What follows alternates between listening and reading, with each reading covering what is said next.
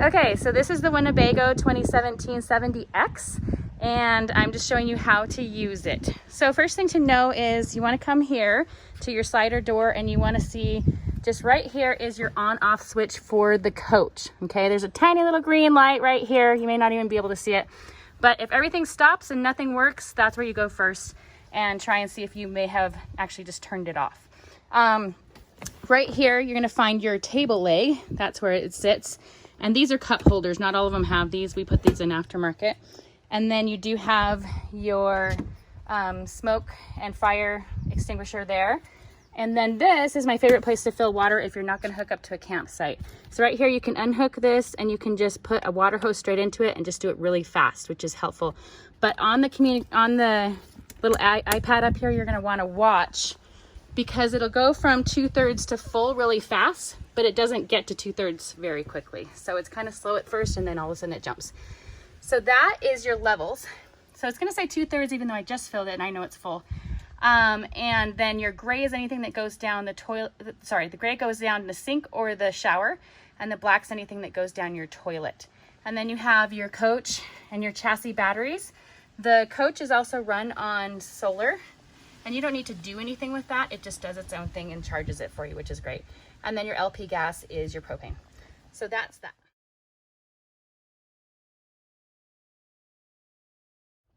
So this is what I like to call a really slow iPad. So your home button is over here. And the buttons on here that I use on this iPad are just these three that make an L here. Everything else you can run from somewhere else, and it's easier to run it from somewhere else. So first of those levels I showed you.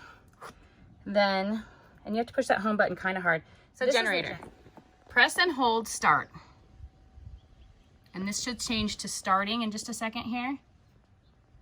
There it is. Hold it down, keep holding it down until it starts. If it doesn't start, try again. Keep holding it down. There you go. So sometimes you have to touch and release. It is a touchpad, but it's not the best touchpad in the whole wide world, so just play with it a little bit. But you do want to hold it until after it kicks over. If you let go too soon, it's not going to kick over. So that's how you start the generator.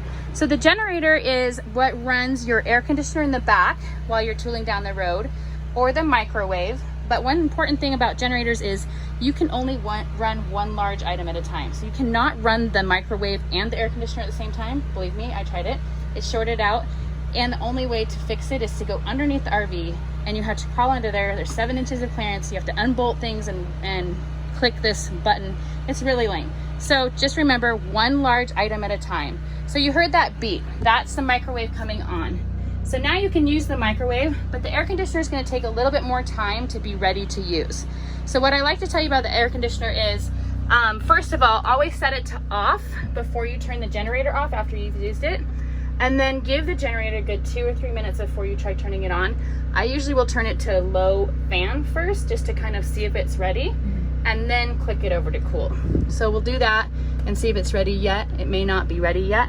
See, it's not quite ready because it's not going yet. Okay, now it's going, and that's the low fan. You can see that. Now I'm gonna go ahead and change it over to cool. And you hear how the generator actually kicked in differently because it's running an air conditioner now. And then high cool. So if you had kids in the back or whatever, you'd want to run that if it's really hot.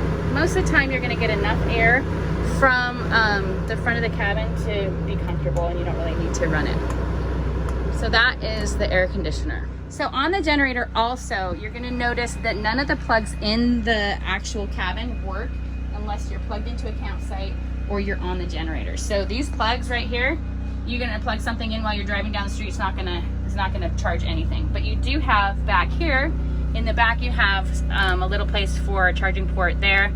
And when you're plugged in or you're using your generator, your plugs will work. And that's the only time they're going to work. Okay, so done the generator. Now we're going to go on.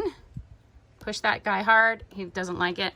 This is your water pump. So this guy, it looks like fire and water, is your water pump. Okay, right now I have it in the on position. This is what's going to run your sink or your toilet. So if ever it's not working, then just go back there and see if it's turned off.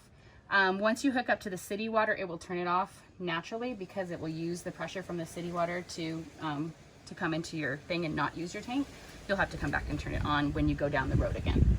So that is the pump.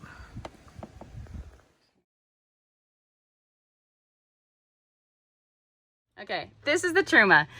It runs your water heater or your thermostat. So if you're in some place that's going to be a little cold at night, you can turn on your thermostat. That runs off of the propane gas. So you actually don't need to run your generator to use this, which is handy. So right here is your kind of enter and toggle. So I go to that little van. You see this little van right here? And I'm gonna hit, whoops. I'm gonna go back on my back button and I'm gonna hit this again and I'm gonna scroll over until my van starts to shake. Okay, so now my van's going, I'm gonna hit that. And now I can turn it on to whatever I want. Say I wanna have it 68 or whatever. Then I'm gonna push my enter, which is just in. And then I'm gonna choose how I want to receive power. So right now, up here, you can see that it's on propane, okay? If you are, and then you go over here, this is your choosing power. So you push that in and then you can choose. You can say, I want mix 1, which is electricity and gas, mix 2. And the reason that you would use those is if you're plugged into a campsite and the campsite like power surges a little bit, your mix will be smart and it will actually like choose which powers it's getting better, which is really cool about this machine. So always use mix 2 when you're plugged in. If you're not plugged in, then you're gonna have to use the propane, and it went back to propane because it knows it's not plugged in. So, and then this is your fan speed. So you could go eco, you could go high, or you could go, those are your only choices. Okay, so that is your thermostat. Okay, and then this is your water heater. You see this little guy blinking now? So that's your water heater. You can turn that on. I like to put it on boost, and you'll get hot water, but it won't be hot for very long. So you'll get a hot shower, but don't plan on taking 20 minutes. It's not happening. And then you can change it to hot or eco. I just leave it off all the time when I'm not using it because why use my gas, right? So that is basically what you're looking at here. I know there's some other functionality like an alarm and stuff like that. I don't touch those. So the one thing to remember here on your choosing your power is if you're plugged into a campsite or your home, use this mix 2 so that it will choose and be really smart for you. Okay.